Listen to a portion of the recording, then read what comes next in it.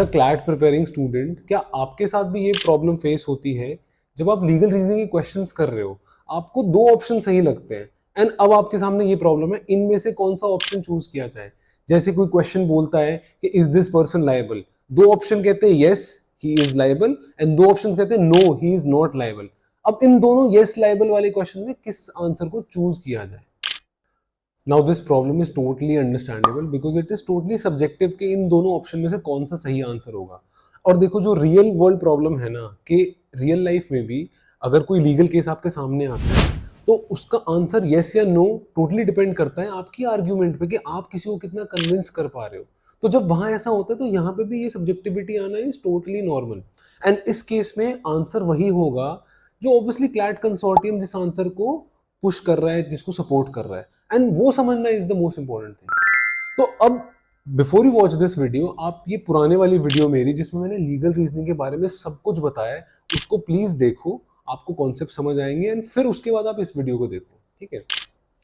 अब before we talk about के कैसे इस प्रॉब्लम को डील करना है, आप इस क्वेश्चन को सॉल्व करो और जो भी आपका आंसर आता है उसका वो आंसर मुझे कमेंट सेक्शन में लिख के दो, ठीक है? अब कुछ टाइम पहले मैंने एक क्वांटिटेटिव एप्टीट्यूड की मास्टर क्लास स्टूडेंट्स को दी थी as per there request, as per आपकी रिक्वेस्ट। सो अब I have made one more master class on legal reasoning and इसके अंदर मैंने क्लैट के पास्ट ईयर पेपर के क्वेश्चंस को सॉल्व करके दिखाया कि ये लॉजिक लगेगा, ये शॉर्टकट लगेगा एंड इस वजह से you can get almost all the answers correct. मतलब ऑलमोस्ट सारे आंसर्स आप करेक्ट ला सकते हो and it has a very simple straightforward logic, ठीक है? तो do check this master class. वो एक मिनिमल प्राइसिंग पे है, वही सेम प्राइसिंग जो क्वांटिटेटिव एप्टीट्यूड की मास्टर क्लास थी, ठीक है? सो अब इस प्रॉब्लम को हम 3 पॉइंट्स में डील करेंगे। पहला is the mindset and approach, second is reading and vocabulary and third is कि क्वेश्चंस को कैसे टैकल करना है, ठीक है? सो जो पहला पॉइंट है माइंडसेट एंड अप्रोच, आप एक बात को ध्यान में रखो कि this exam is not based on legal knowledge और वो क्लैट कंसोर्टियम खुद ये बात बोलता है, ठीक है? तो आपको किसी भी लॉ को इस तरह नहीं पढ़ना कि आप उसको रट रहे हो, उसको याद कर रहे हो। Just get a basic idea about all the laws that come in front of you and इस अप्रोच से you will be super relaxed and you will be able to deal with all those questions जो किसी ऐसे law से आते हैं जो आपने पढ़ नहीं रखे, ठीक है? सेकेंड चीज इज रीडिंग एंड वोकैबुलरी। यार इसमें सबसे सिंपल चीज है कि you need to do as much legal reading as possible. जितने अलग अलग लॉज के बारे में आप एक बेसिक रीडिंग कर सकते हो एंड वहीं पे आपको कुछ ऐसे लीगल वर्ड्स आएंगे जिसकी vocabulary you need to know and जितना आप रीड करोगे उतनी आपकी वोकैबुलरी, लीगल वोकैबुलरी इंप्रूव होगी। एंड इन जनरल भी अगर आप इंग्लिश की वोकैबुलरी ठीक करना चाहते हो, the best thing is to read and write those words down. You can't just learn words from a dictionary and hope कि मेरी vocabulary improve हो जाएगी। So legal reading is important. Third point is about questions.